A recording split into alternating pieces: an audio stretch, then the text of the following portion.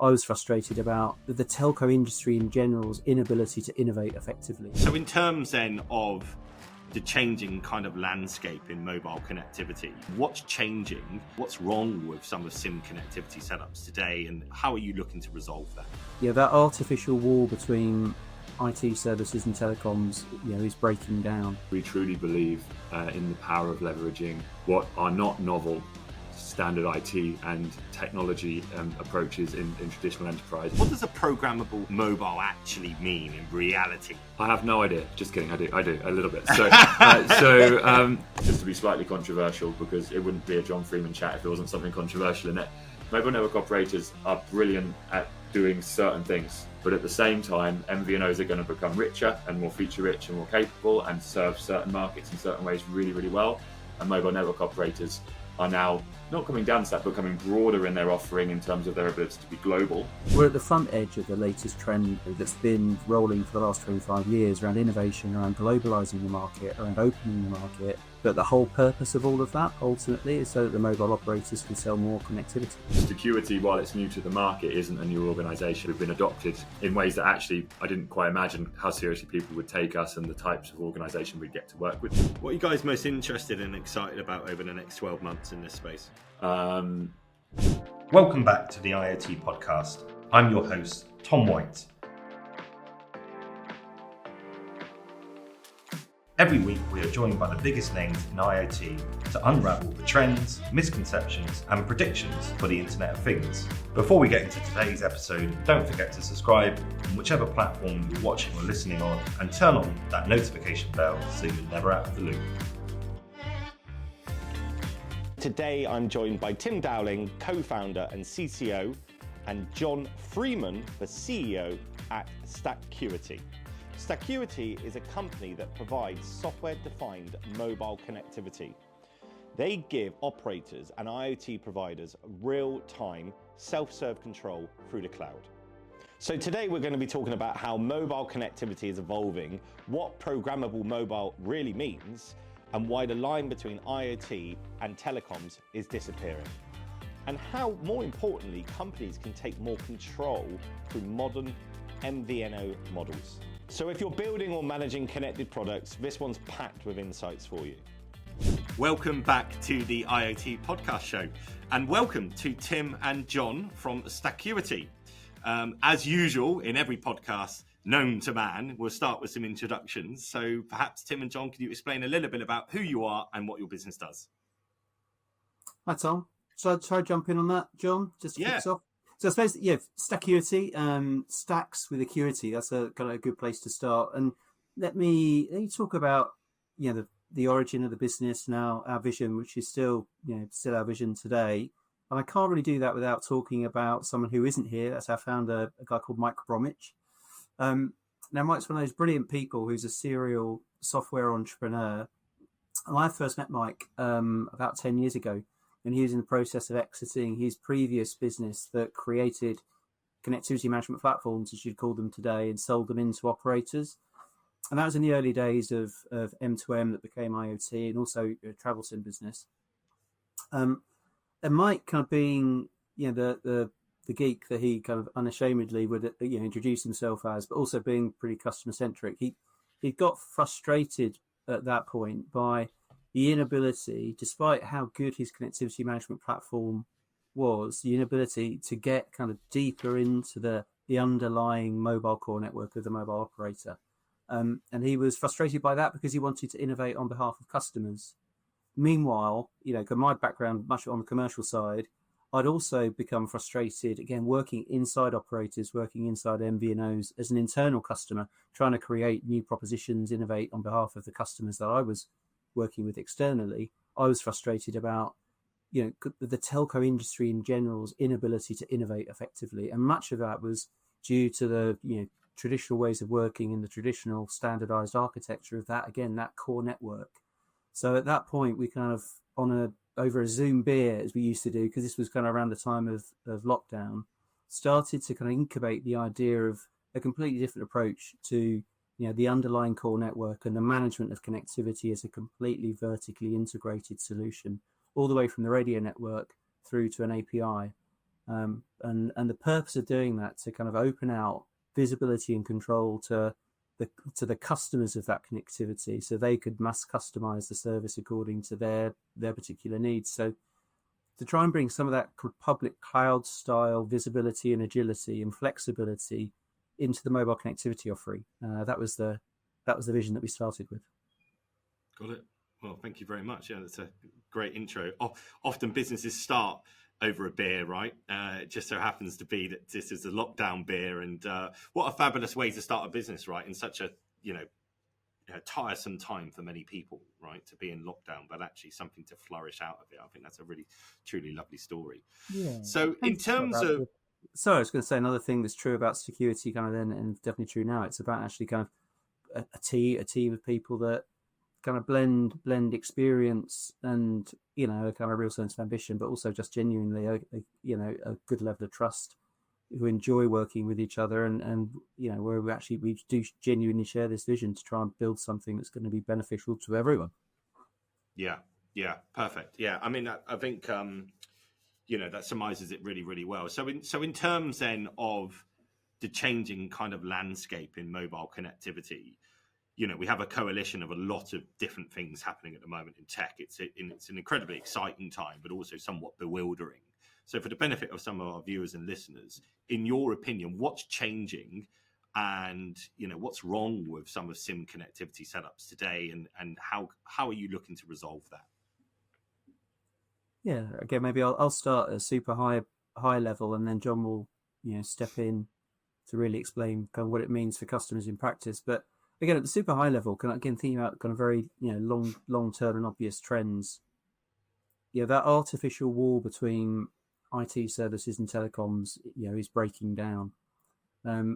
Traditionally, if you go back kind of decades in the telecoms environment, the telecoms industry was very siloed and discrete, and there were benefits to the way telecoms operated in terms of being a big global club of these businesses, standardization, security, as a business that in its time was new and looking to grow and establish new global standards. It was really important that the telecoms operators were quite inwardly focused in some ways, or the industry was. But whilst there were benefits to that, outside of that world, in relation to IT more generally, enterprise customers, enabled by public cloud, were getting used to much greater visibility in real time, self-serve control over the IT that generally ran, their enterprises, were kind of dependent on. And the mobile industry didn't really keep up. Kind of innovation in the context of mobile was very much kind of inside out delivery of new services by telecoms operators, or the MVNOs that grew up to kind of fill some of that innovation gap where the operators themselves weren't flexible and nimble enough. This is someone I've worked in the telecoms industry, right? So I'm not trying to be critical. I'm just trying to observe, I think, what's the reality that a lot of people would observe, that the telecoms industry has been really good at delivering a relatively simple set of standardized services globally, securely around the world, but it hasn't been great. What I said before, enabling customers other than the very, very, very largest enterprises, enabling customers to actually understand that the mobile connectivity offering doesn't need to be a dumb pipe. It is possible to configure mobile connectivity according to the needs of different use cases, and it's possible to do that in very kind of cost-effective and simple ways if you take that public cloud style principle of extending control out from the very center out towards the customer.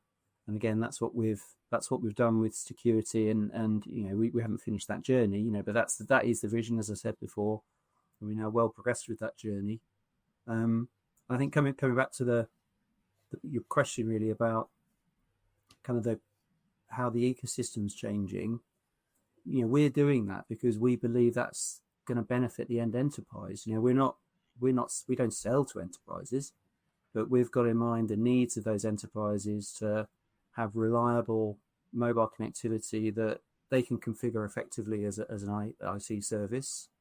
But also, we believe that by doing that, having that focus, we're going to benefit our actual customers who are the mobile operators and the MVNOs who are currently selling mobile connectivity to those enterprises. Those are our customers. We have those customers of ours using our platform along with their own existing connectivity offering to improve the connectivity proposition that they have for their customer, so that they have a more differentiated service, a more profitable service, because customers are able to do more of the support and the configuration themselves. And again, it's kind of we think it's a win-win. In the this is all a value chain, isn't it? And we're just trying to support the next evolution of the value chain, where more control and visibility is passing out towards customers, but actually everyone benefits from that, because the connectivity providers who are selling them data today get to sell more data, get to protect their margins, because it's not just about price, it's about value add. And that's again top down, big picture stuff, but I'm sure John's got much more to add. Not really. I mean, I think the key thing there is, on top of it, is agility while having credibility and sort of the stability that we're used to. Yeah. So I think in the market today, if we think about technology enablers, let's call them, that support mobile network operators in delivering IoT solutions, obviously there's the big names out there, but Jasper, formerly IoTA, now Aris. And they approach things quite differently, those two in contrast. And then there's the Flow Lives of the world that bring a combination of managed connectivity and technical capability into operators, and Telnet, a whole bunch of people in our landscape. And I think we're going to come on to that later in the show, so I won't spoil it all. But I think that the key thing for us is we truly believe in the power of leveraging what are not novel standard IT and technology approaches in traditional enterprise enterprise technology deployments, but they are novel in terms of the level of exposure and flexibility that they present in a mobile network operator. So it's sort of the gelling of all of the extremely intricate standards that exist in the telco land, to bring surfacing them into the world of ease of exposure and consumption in more of an IT construct. And that's really important. And the operators that we work with today, our customers, really value that. As Tim said, both value our ability to operate against all the standards, both sort of on the northbound of an integration, but also southbound towards them. So giving them what they're used to getting, but also them being able to either use themselves or delegate some of those features out towards their customers. And if the flexible, some operators are actually really want to take that proposition of sort of delegating the role of all of the control and operation out to certain customers, certainly towards OEMs and so on. Some of those like to have a fully managed service. Some of them actually want to be at the wheel, and pun intended by vertical. And then others absolutely still want to just ask an operator for exactly what they want, and the operator would keep that control. Other operators are far less willing to give that control out, and that's actually a learning from a product perspective and a product market fit from Stacuity's perspective. We were pretty purist in our desire to delegate control, decentralize, and do those things. And what we've learned is that the market is actually a balance of those things. So we'll talk later about product market fit and where we fit into the ecosystem. But I think that's been a key learning for us along our journey so far, Tom. And thanks for having us on the podcast, by the way. It's great to see you and your audience. Oh, thank you so much. I appreciate that. It's actually really interesting, right? And I think, our viewers and listeners are always keen to understand also from a technical aspect slightly. So if we look at kind of like the T, right? We stay at the top of the T, but sometimes we go down the T a little bit. So one of the things I wanted to talk about, and maybe John, you might be able to answer this, is what does a programmable mobile actually mean in reality? Okay, both in layman's terms, but also a little bit tech. So could I ask you to maybe delve into that a little bit? I have no idea. Just kidding. I do a little bit. So in reality, we're in sort of deployed mobile today. So people who have propositions that deploy them and then are configured, right? So let's just talk about where we are today. We have a whole bunch of capabilities that are deployed into mobile network operators, which provide a nice connectivity management experience, which typically would include SIM lifecycle management, usage, maybe some automation rules, but it's all about managing that in-life subscriber experience. The moment you suddenly want to evolve the offering, and that's obviously to support an enterprise or a customer offering, B2B, B2C offering, whatever it might be in IoT. So the moment you want to start as a business who owns that solution, evolve that, you need to, again, typically get in contact with your operator. That could be from a price plan perspective, from a capability plan perspective. I'm using generic terms rather not to preference a particular vendor. Or it could also be the actual integration that you have with the operator. Do you want radius control? Do you want to transit your traffic over the internet on an SGI interface? Do you by the way, if I get too technical, just tell me. If you want to take stuff over VPN, do you want NNIs? Every time, let's say you're a growing solution, or you're a solution provider that has multiple customers in a B2B context behind you. You don't want to be reaching out to an operator every time you want a new APN. Typically, some operators, that's a 6 to 8 week process if you're lucky. Post getting the contract signed. Or if suddenly the customers decided they want to move from VPN type consumption of the SGI interface over to NNIs, or some sort of physical interconnect or virtual physical connect like a VC in Equinix, or a direct connect into AWS, etc. So today, that is where we are. We're in the sort of configurable network. So a network that's deployed, integrated into a mobile network operator, and then it's configured customer by customer. And we see this hindering even the largest and best mobile network operators in the world, in terms of they've got a top 100 customers they service really well, but the ability to go on a digital journey with them where there's a much more delegated control is really limited. I'm not going to name names because the one at the top of the list will send someone to shoot me. What we try to do is solve that problem for the operator, and that is what we mean by programmable mobile network or software. Some people in other circles, you call it software defined, right? So you're defining using configuration. For us, we have configuration portals. We also have a full API.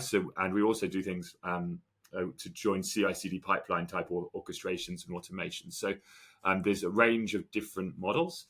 To mobile network operators, though, candidly, if you start to talk about someone deploying a slice of a network capability based on their CI/CD deployment pipeline, which a software person would feel very comfortable with, a mobile network operator gets very confused / scared and worried about what that agility can mean, right? So, our product is deliberately positioned to sort of allow all of that flexibility to be delegated to the edge, or maybe, and I'll talk about some specific capabilities just by way of example. So if you take Stacuity Core, we have two products. One is a full core mobile network offering, which includes distributed packet gateways. We call them Edge, which is a little bit richer than a traditional packet gateway. And then we have just Edge, so mobile network operators who have an in-country deployment with their own packet gateway offerings, but want their customers or users when they're in other countries to have that local data experience, whether that's for latency, content delivery, network optimization, or data sovereignty reasons, right? So the whole blend of different reasons and use cases there. In IoT, typically it's data sovereignty and performance. There's not many IoT use cases where someone's going to Netflix, right? I mean, automotive's probably on the edge of, I think it sort of stands by itself rather than as an IoT use case. That's one that does blur those boundaries, because CDN management and having multiple APNs, being very flexible at how that works across APNs. Again, that's done today. We shouldn't kid ourselves as to how many millions of cars are deployed that are connected and how long that's been going on. But it's done in a very rigid way today, where automotive OEMs, and they're of such a large use case, it's one of the use cases that has made sense to go through the pain of getting all that stuff configured. With a programmable approach, you have a full API that allows you to consume, configure, and read the information about what's going on in your network at any point in time, fully configurable. That's from APNs, roaming policies, steering policies, defining routing targets, as we would call them, which is destinations off the SGI interface of VPN, internet, and NNI, etc. The ability to determine dynamically what packet gateway someone uses or an IoT device uses based on where it's landed in the world. So still based across the original IMSI, if it lands in somewhere in Asia, could use our Singapore POP, for example, from an SGI perspective. The data wouldn't leave Asia. It's wherever they are, they would go to Asia via IPX and come out in Singapore. Same in the US, etc. Copy paste. Those sort of things are highly flexible. The other part of a programmable network, the programmable side is really important, but is the ability to interact with it and get real-time data from it. So there's a lot of telco standard ways to understand if a subscriber can attach to the network, how much data it's allowed to pass, under what quality of service profile, etc. That's the diameter GY interface on an OCS. Mobile network operators have that, and that's great.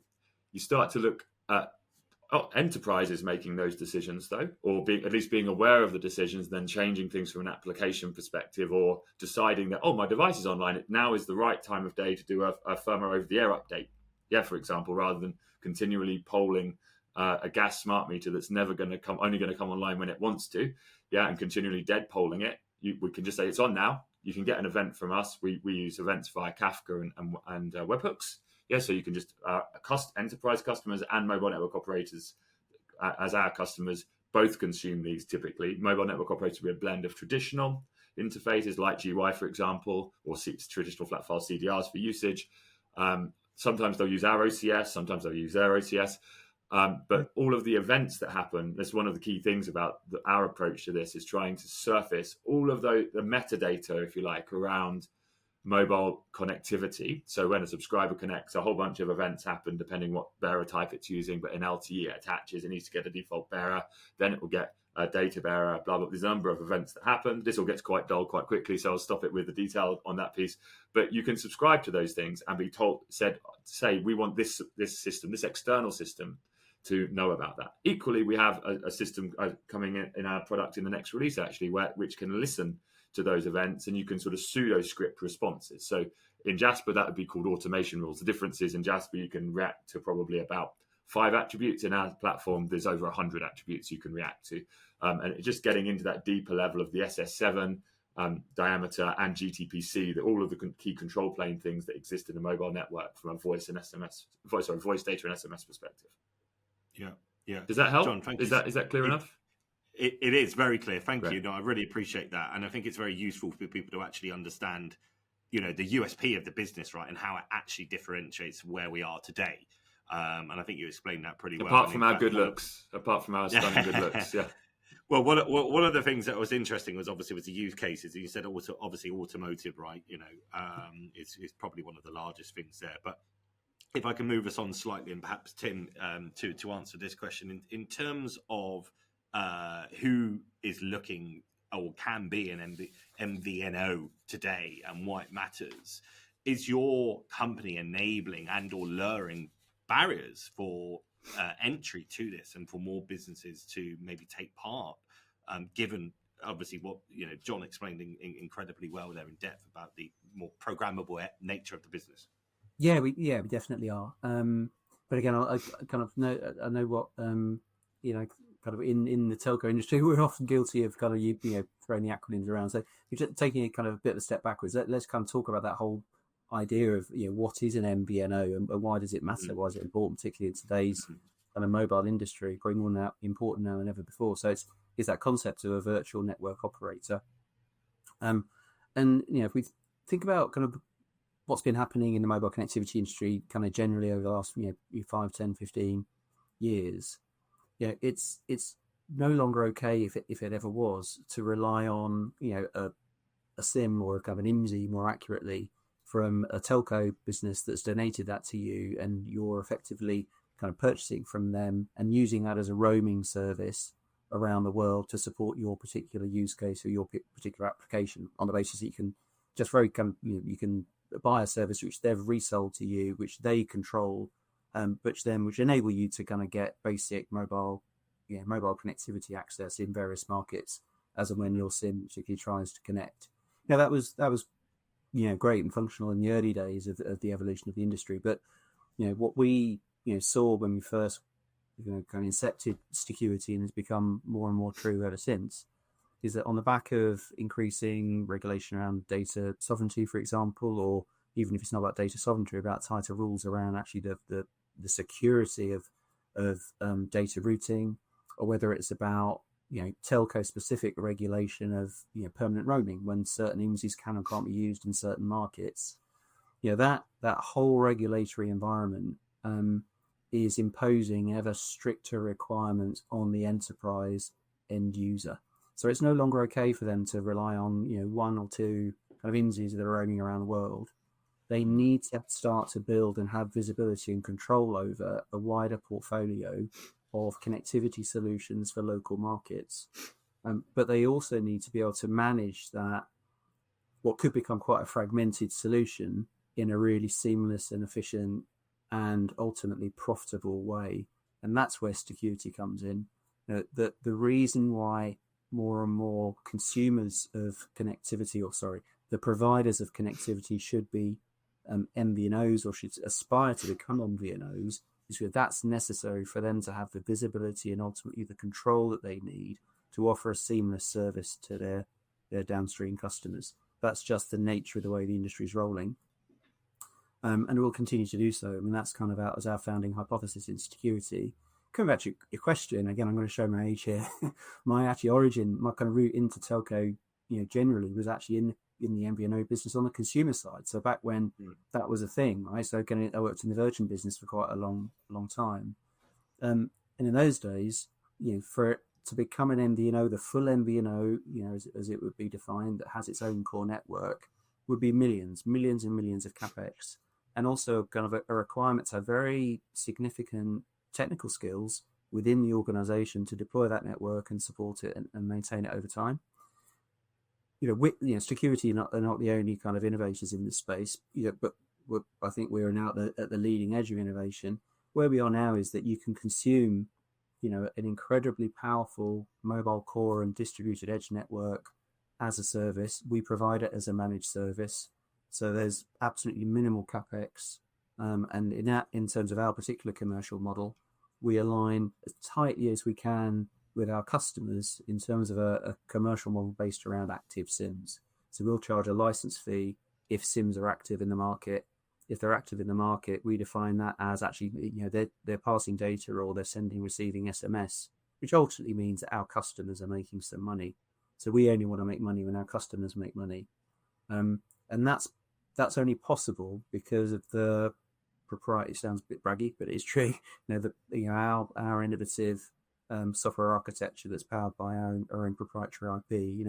That gives us huge amount of flexibility and control over how we go to market technically and also commercially. And then, our philosophy is to, share that reward with our customers so that we can grow together and, achieve what, genuinely is a global potential for our platform. The only other thing, which I'd kind of say is something that's quite a unique kind of feature of our solution, because again, coming back to Mike Bromwich and our development team ever since, because we created a new architecture from first principles, designed into it, are the fundamental principles that it's multi-tenant and it's hierarchical. So actually, from our perspective, starting with a very, very, very small commercial commitment, it's not that a business can jump to being an MVNO. They can actually jump to being an MVNE.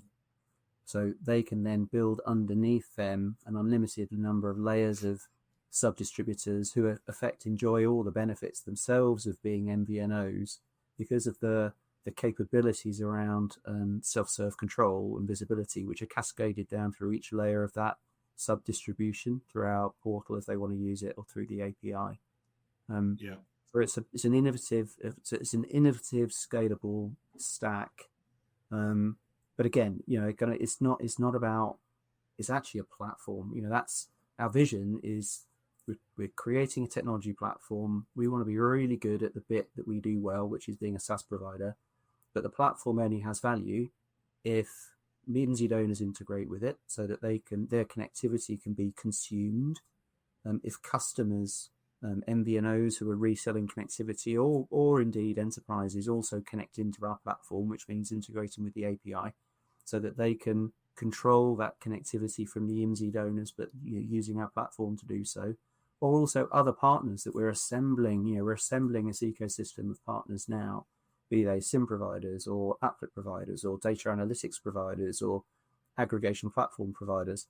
Kind of our vision, it is broader than just us. We want to build an ecosystem that enables everyone to get more value from mobile connectivity. I'll stop talking. Yeah. Well, I think the way that you've explained it really is quite fascinating, and I think it is even though you said there's other players in the space, I think it's fairly unique, the approach, right, that you're taking. If I could just go back one step, Tim, what is the advantage then of being a full MVNO? Is it more control over the network, the roaming, etc.? Just for the benefit of our viewers and listeners, why is that such a competitive advantage? Yeah, do you want to take that one, John, or do you want me to take that one? Sure, yeah, no, for sure. So, I mean, I think there's a number of layers to it. And Tim, if I miss something, feel free to jump in. So, yeah. I think, so in the space, first of all, the term MVNO, there's sort of different flavors of MVNO, light MVNO, heavy MVNO, or full MVNO. Now, what we're talking about when we're talking about MVNO is someone who has taken an IMSI donor from an MNO. So, doesn't own a RAN, but does have access to the IMSI from the operator, and they choose to home that, land that on a core network provided by us. That's what our customers look like. As Tim said, it's then they're actually an MNO MVNE if they choose to be. They because of the nature of our platform and the fact that almost all of that, the same power can be given down the tree, so to speak. We call it tenant hierarchy. You can essentially become an MVNE and empower other people to have the same benefits and be a full MVNO. So what does that give us, though? So if you go to, first of all, there's definitely an enterprise value element of this. So I come from, so some of you might not know me, I come from the MVNO aggregator space, Arcesa, Wireless Logic, etc., and have gone on a bit of a journey there through my telco career.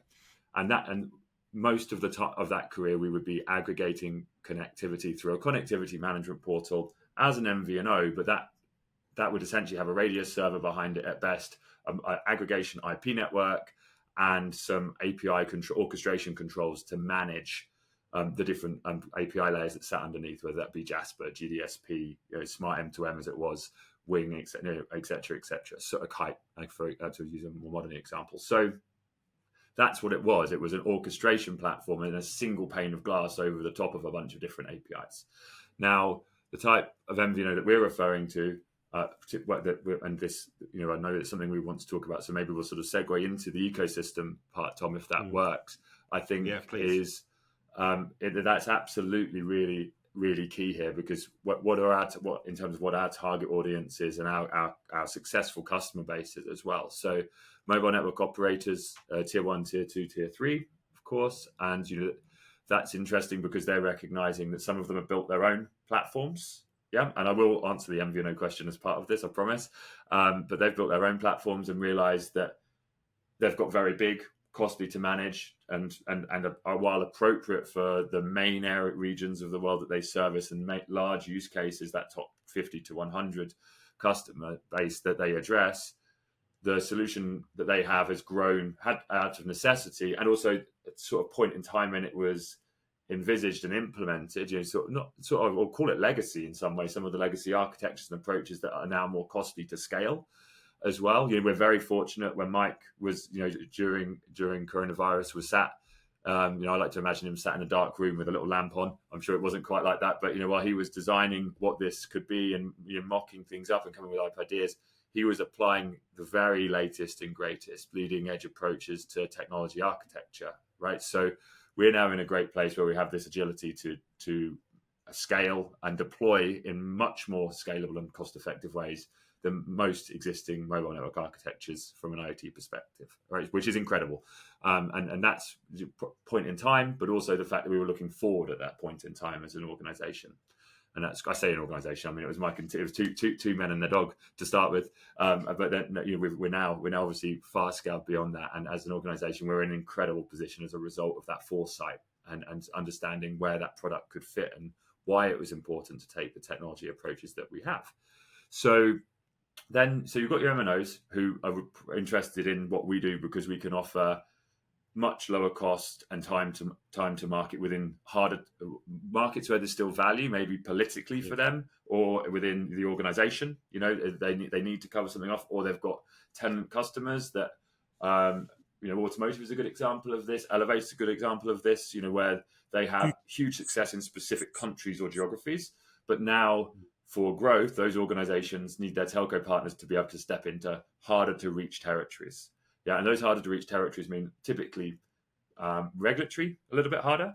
and maybe let's just say keep it vague, so regulatory, and then also that ultimately the cost to serve is greater than the revenue that's ever going to come out of that country, because the subscriber numbers are typically lower than the key territories. Most of us go after the easier, larger markets first, and then deal with the rest as a tail. It's exactly what's happening in a lot of those key IoT use cases.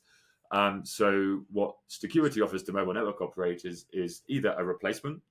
Some of the platforms that we've mentioned, for some operators were contracted at eye-watering costs per subscriber, and then now operators are now going out to retender for their entire IoT platform. So that's definitely where we play, but also as a parallel core, to be deployed in parallel with their existing offering, whether that be the whole core or just edge, to provide that regional capability so that they can service subscribers, they being the customer like an OEM, via an operator, to deliver for the end-to-end customer in specific regions like Brazil, Qatar, UAE, for example. They're really difficult to reach countries for practical reasons. There's loads of them actually in terms of data sovereignty. Qatar's a really interesting one because there's stricter regulations around the subscribers needing to stay in country. So we're a fully managed, centralized control plane, fully managed service as well. But we can distribute elements of our HSS and AUC, for example, to meet the Qatari regulations. So there's a number of different things we've got in our product that allow us to stand alongside an operator or become the primary provider of an operator. We don't really need to compete there, which is a very nice way to enter an operator. Go to a mobile full, let's say a tier one, go to a tier one and say, look, where are your pain points? The pain points we've heard are this. Yes, these are our pain points. Great. Let's bring Edge in to solve the data sovereignty issues or the latency issues or the CDN issues or whatever it might be in country.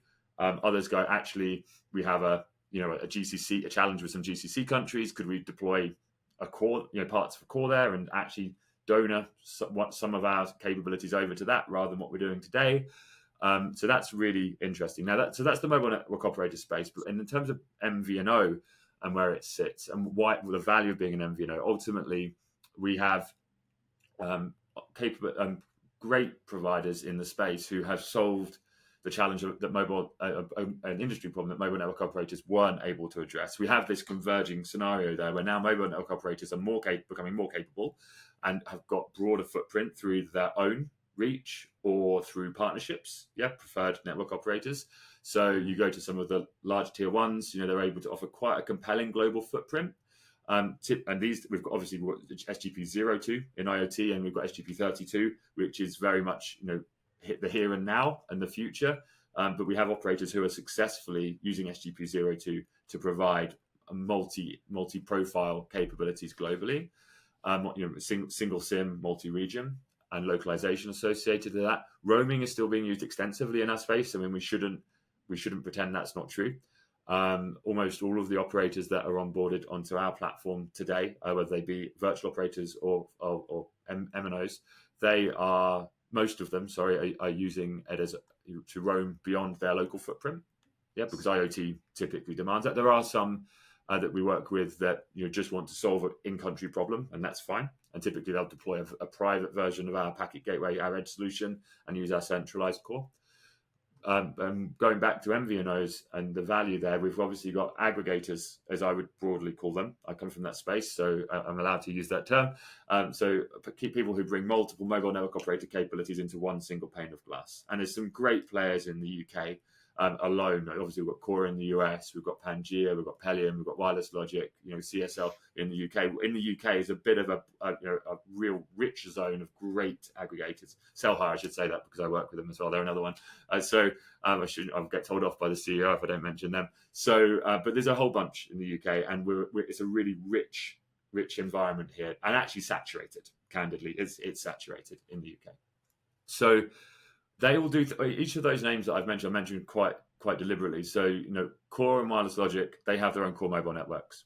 In fact, Wireless Logic has a number of them, and they will surface them typically through an aggregation platform as part of that service. But they have donor MZs from mobile network operators, and they have their own cores of different ages and capabilities, right? I'm sure. So, and Core the same. I'm not sure. I don't think some of the other aggregators, they are still just aggregating. So they're taking APNs for an operator and they're consuming Jasper APIs, IoT APIs, etc., etc. So they're providing what we did in Arkesso, which was API orchestration, radius authority, and IP aggregation, for example. So bringing all of that IP traffic back to one place and delivering it neatly in a bow to an enterprise or to an end customer. So that's that type of MVNO. Then we've got full stack MVNO, and that's where the value is, and looking at understanding how to, one of the questions we often get asked in engagements is, are you helpful to us or are you competitive to? Are you enabling someone else to be competitive to us? The answer is we're helpful for the ecosystem. Everything we're trying to do is to enable people to grab more value, to take greater wallet share. So whether you are an aggregator, sitting in that space and you want an amazing programmable core mobile network to step up the chain, go to one of the larger of your mobile network operators and say, actually, we'd like to become a full full MVNO now. That the price points for that have really come down. We're in a position where we can offer those integrations, as Tim alluded to the other day, and it's not millions of pounds anymore, right? It's a very different model, and our shared service approach to that really lowers the barriers to entry in terms of initial barriers to entry, and then the TCO over time, only paying for what you use, which is great.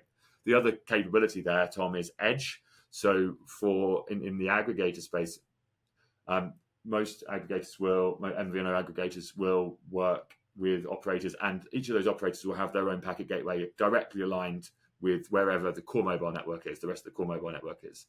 Our edge product allows those aggregator MVNOs to get, probably 60% of the benefit actually of the rest of the stack, with all of the control over where data goes, being able to configure APNs, VPNs, all of those things in real time, all of the policy control around where traffic goes, how fast it can go, the rating side of things, content filtering, all of that stuff.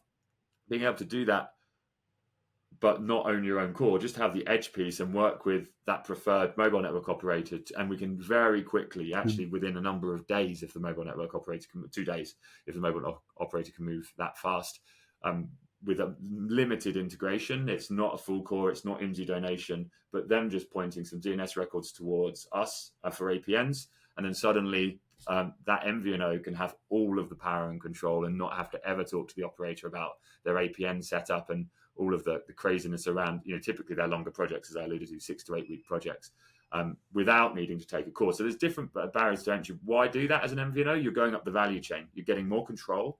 At the same time, you're able to, as Tim alluded to earlier, give more control to the edge. So enable your customers to be more self-sufficient, potentially reducing your cost to serve. Again, not all MVNOs will want to do that. They might want to keep that value themselves as a managed service. That's their choice. But I think that's really to try and cover that question, your MVNO question. That's the value here. So going up the stack would be, I could have just said that at the beginning, couldn't I, and shut up. But going up the stack, going up the value chain.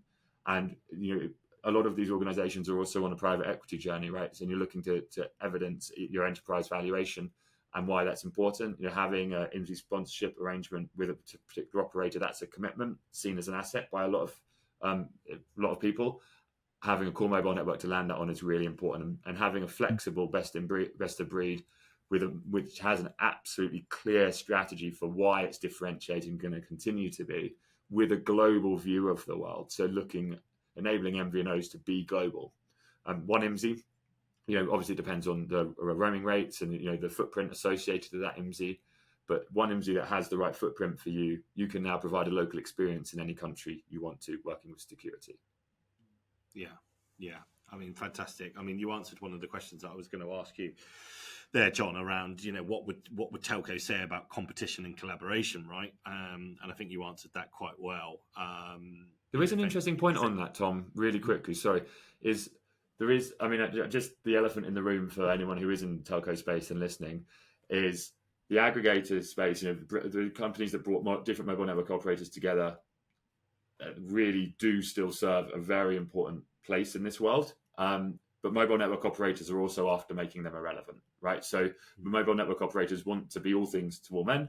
But we all know the reality of large mobile networks, just to be slightly controversial, because it wouldn't be a John Freeman chat if there wasn't something controversial in it. Mobile network operators are brilliant at doing certain things, and definitely there's room for them to grow and deliver more. And we're working with mobile network operators to deliver that in real time today, and we very much look forward to and welcome doing that more with mobile network operators across the world. But at the same time, I think it's not that one's going to eat the other; they're just going to come closer together, right? And so MVNOs are going to become richer and more feature rich and more capable and serve certain markets in certain ways really, really well. And mobile network operators are now not coming down to that, but coming broader in their offering in terms of their ability to be global. SGP32 is really going to help that as well. But then there is the third dimension to this, which is someone who doesn't have any of those assets at all and just does orchestration of unmanaged or semi-managed connectivity. Personally, we don't believe that's a route forward. Well, as a business and personally, I don't believe that's the way forward. I think SGP32 is really important for orchestration, but having that all aligned through one pane of glass that allows that orchestration and control, and powered by brilliantly flexible mobile networks that are highly programmable. So I was going to say configurable, but configurable, but by programmatically and instantly and in real time. That's the other key thing we haven't really pulled out here. Everything in Stacuity, and we believe this is really important for IoT, eSIM use cases, etc., is the real-time nature of what's going on. A mobile network, at a signaling level, knows what's going on in real time. Obviously, it has to. There's been this sort of weird opaque glass between that piece and it being surfaced to people who could also leverage the net and value, withdraw value from the metadata, making real-time decisions. Jasper is a great example. It's it's very good, but it's a near real-time decision engine. It's unnecessary that those blockers are in place. It was a technological scaling issue that created those things around the technologies used around radius, for example, and the need for the way the AAA elements of radius work, particularly around accounting, and the ability to scale a radius server to handle accounting messages greater than a few minutes per interim. So that doesn't exist anymore. We're in a real-time world in every other space other than mobile. Yeah, and we're really, really proud as Stacuity to say that we are real-time and able to provide real-time and that opaque glass. Imagine like that's those cool screens that you can switch from black to white. We can just switch it to clear. We've got a nice transparent view from edge to edge. Yeah, and it's at. Sorry, go on, Tim. Sorry, no, sorry. Just very quickly, kind of jump on John's comments there. Obviously, I agree with them all. I just think, again, real big picture. We're just part of the latest wave of innovation flowing through the telecoms industry.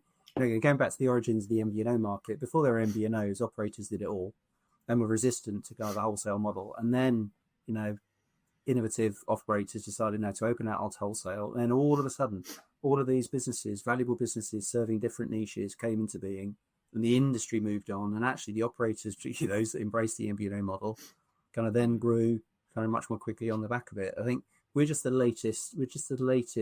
We're at the front edge of the latest trend, that's been rolling for the last 25 years around innovation, around globalizing the market, around opening the market, around being more customer centric, more flexible, all the stuff John's been talking about, extending more visibility and control out to end customers. But the whole purpose of all of that ultimately is so that the mobile operators can sell more connectivity. That's if we do our job really well, our integrated into donor partners, our partner mobile operators will just sell mobile connectivity better. Yeah. I mean, I heard that we're industry leaders at the forefront of our industry, smashing it. But I mean, there is the reason I joke about that is it's really important from a credibility perspective to also talk about being proven. Stacuity, while it's new to the market, isn't a new organization. I've been around in the organization for just over a year, and we're having great fun, achieving amazing things in the market, and we've been adopted in ways that actually, before I was CEO, I didn't quite imagine the scale of how seriously people would take us and the types of organisation we'd get to work with, which is very humbling. And thank you to those organisations. You know who you are. I think, but credibility and being proven has been part of our journey over the last 5 years, and getting in early with some people who believed in us, believed in the story that we've been talking about today. The landscape, Tom, that you've helped us articulate. Thank you for that. I think that's amazing. But we're in a place now, and we've got really amazing peers, really competitors in the market as well. And would hopefully keep each other true and honest. We're really, I won't name them because I'll either upset someone or exclude someone, but really, really proud to be working in the market to try and create a better value for our customers and drive a really compelling ecosystem. And there's a bit of co-opetition in there as well, Tom, where we can do things that others can't and vice versa. Working with eSIM providers, we don't compete with eSIM providers, but bring those into the ecosystem. We've got some exciting news, just as a bit of a tease, coming along where we're going to have we're just about to launch a marketplace type approach to bring actually some people who overlap with what we do into a marketplace, use case driven.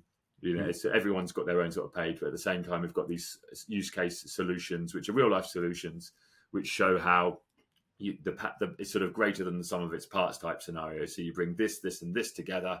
In our case, people have either sort of sort of integrated or pre-integrated status, and so they're either solutions that are out in the wild, done, proven, or they're in the process of integrating. And the goal there, obviously, is to make it easier for people to understand when they've got their whole puzzle, for the connectivity, SIM management, maybe UICC side of things, whatever it might be, what parts of the ecosystem they need to pull together to make that puzzle complete. So we're trying to make that journey easier for people as well. Yeah, excellent. Thank you so much. Yeah, I think it's definitely a wave of innovation, as you say, right, going through the industry at the moment, and you guys are really at the forefront of it. And I think the passion is quite clear to see. John and Tim, how you explain it and how you talk about it. Along with the big black eyes showing how many hours we do every day to make it happen. I think we're all part of that club somewhat, John. The less said about that, the better, I think. Yeah. I kind of wanted to move on to kind of a bit of practical next steps and kind of final thoughts from you guys as we're kind of nearing the end of the podcast. So succinctly, if I could ask you to try and answer this in a single sentence, just to wrap things up. So in terms of key takeaways for enterprise connectivity leaders, what sort of questions should they be asking their provider in your view? Reachability, future-proofing, and scalability. That was succinct. I appreciate that. Very good. You're welcome. Okay. The next one. For MVNOs and aggregators, what's a smart next move in staying competitive, in your opinion? Go on, Tim. You've got that one. Smart next move. I think aspire to more visibility and control over the connectivity offering. I really don't want to in any way come across as kind of in any way patronizing, but I've heard, not people in the telco industry, but lots of people outside the telecoms industry in the IoT world kind of view the mobile connectivity element as the dumb pipe. That cliche I've mentioned before. Either it works or it doesn't. As long as it's cheap, that's okay. Our focus is, John talked about network events. We surface out 50 plus network events out through our API that people can use intelligently to observe and then control the mobile connectivity offering. It's just, as we all, anyone that works in the industry knows how mind blowing actually and demanding, and complex the actual kind of workings of signaling and the operations of the global mobile ecosystem are, and how powerful they can be if they're harnessed. That's what I'd say. To a connectivity provider, open the mind to thinking, well, actually, if I could control the connectivity offering, what might I be able to do for the customer? Could I just add one thing to that, Tom? Just real quick. I'll be succinct. Is again, reach. Yeah. So think globally. Yeah. Local experience, or what? It's a bit like the HSBC, the local bank, the equivalent of that, but for MVNO. And don't be afraid of the technological leap that it takes to get that level of control and reach, because organizations like Stacuity provide a fully managed integrated service. So you have to manage profiles and things like that, but you don't have to be a mobile network specialist. There might be a bunch of CTOs listening to this that are like, I'm really good at the stuff. I know Kafka really well. I know AWS really well. I know my stuff, but actually you start to talk to me about SCCP or this, that, and the other. I don't know what those acronyms mean. It's terrifying. Don't worry. Security's not here to make you look stupid. We're here to help make that happen without you needing to worry about it. Good. And I think that was going to answer my last question was, how would someone approach working with someone like Security? And I think you've answered that, pretty well. I wouldn't. We're a bunch of clowns. Just kidding. No, I mean, I think obviously you guys can, anyone can just reach out to us. I think depending whether you're at MNO, typically the engagement is different. So MNOs They're engaged in a certain way. They've got it is very different because they've typically got an established solution. So it's about understanding the deltas between what we do and what they currently do, and understanding whether they can base migrate or whether they need to bring us in for just growth, or whether it's for specific regions and capabilities, Tom, whether that's edge or whether that's core. So there's sort of a very, very different set of sort of conversations in the sort of pre-sales elements of that. And then when you think about MVNOs, it's exactly about, right, currently we aggregate and orchestrate these different forms of connectivity, and we don't want to change the way we do that, but we need a local breakout in the US. Okay, great. Well, introduce us to that mobile network operator that you're working with who are providing you IoT systems, and we'll talk to them about just providing the distributed packet gateway element. Others really understand the value of going up the stack. As I said earlier, going up the value chain, driving their market position, their strength of market position, and also that external position from as I said, from an EV perspective, and the steps along a private equity journey. That's really, really important. I've done that quite a few times now, and I think always finding stuff that's the other thing they could do is stick AI in their product somewhere. That's probably the other thing they could do to differentiate in their space. There's a couple of levers they could play, but one of them is definitely going up the stack with a programmable core mobile network as a managed service. It's the easiest thing in the world, right? You subscribe to us, work with us. We do all the integration. We run it for you. You get all the value attributed to you when people are looking in at you, and whether that's from a sort of market perspective or whether that's from an M&A perspective. What are you guys most interested and excited about over the next 12 months in this space?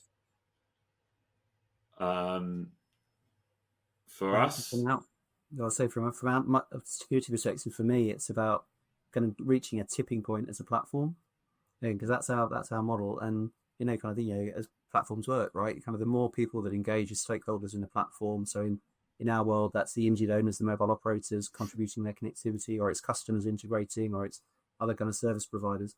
It's also about us deploying more and more shared edge sites around the world. The more kind of value, or the more kind of mature the platform becomes, the more stakeholders there are on the platform, the more richer it becomes for everyone.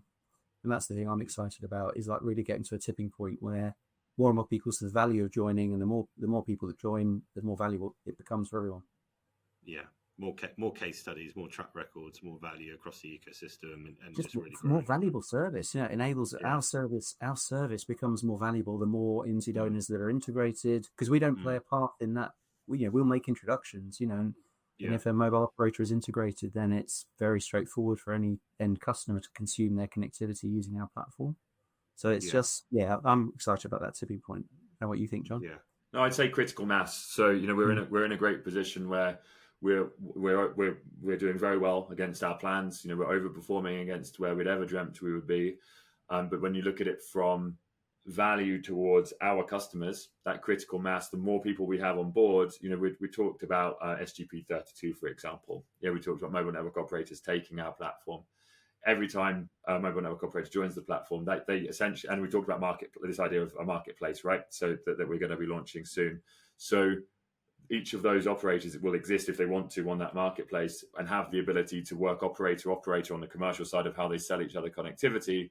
But one of the things we haven't talked about is we can aggregate a view of all of those in one place as well. So any mobile network operator, IMSI, that's integrated, you can bring that in as what's called a subtenant level, and a mobile network operator can get access to other mobile network operators' resources if they want to, if that's agreed. Obviously, there's various contractual things that need to happen, but technically it can happen out of the box instantly. So you end up with a full stack MVNO aggregator model, which is, in my view, the best of both worlds. So it's aggregation, but without the decoupling of power and the removal of power. Yeah, excellent. Guys, we're nearing the part of the podcast where we go for a quick fire question round, but there's actually only one question which I want to ask you in this round, which I think is actually quite interesting. So when I talk about IoT, and I've done this for a long time now, there's lots of different elements to IoT, and there's lots of different facets that we talk about, but the passion that comes through from you guys is palpable, right? So the question I want to ask you is, what's the one decision, and if we start with you, Tim, what's the one decision that you're really glad you made in your career to get you to where you are today? Ooh, this was before I even thought about telecoms. First few years of my career, I worked in the drinks industry and had a brilliant time. The 20-something guy, absolutely loved it. And 2 or 3 years into that particular job, I was a marketing guy, a brand manager. I had a bit of a fork in the road career-wise. I had a choice of a more senior job, senior brand manager or wherever it was, marketing manager, kind of heading up a bigger brand. And that would have involved, success would have been 6% growth a year and, kind of a bit of a super tanker kind of situation. You could steer it, but you couldn't really change very much. Or I could run the new product development team, which was, at that point, for various reasons, was a blank sheet of paper, big growth agenda, huge risk, lots of uncertainty. But I was drawn to that. I just thought, at that point, my decision, I love, it's kind of in my career DNA, really, that loop that if you kind of get involved in innovation, or it could be, a turnaround of some kind of type, connecting an opportunity or a challenge with some insight or an idea and then the execution to make it happen. That's, I took that fork in the road in every career. When I've faced a similar decision ever since, I've always made the same decision. Hasn't always been a smart decision because I've always chosen the riskier option. And sometimes those risks don't work out, do they? But I've had a lot of fun and I've met some great people.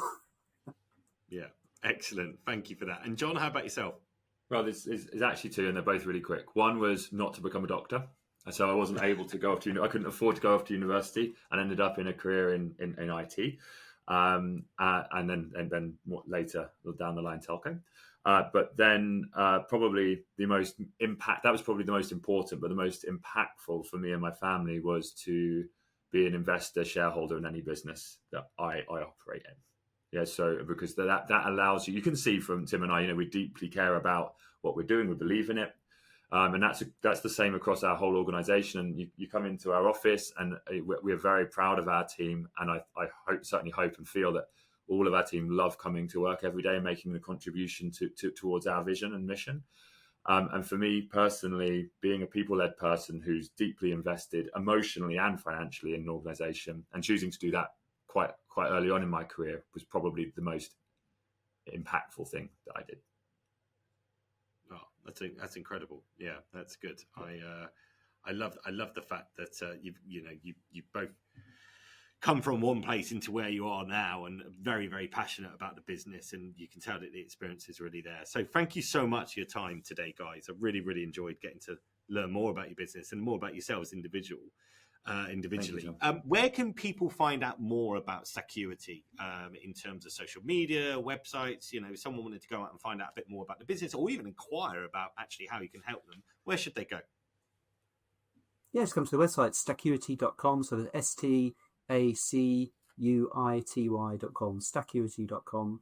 Probably the best place to find out more about us. And I mean, you can always reach out to us directly on LinkedIn, John Freeman, Tim Dowling. If there's anything, we'd be very happy to make sure you're either we help you out or we put you in the right direction.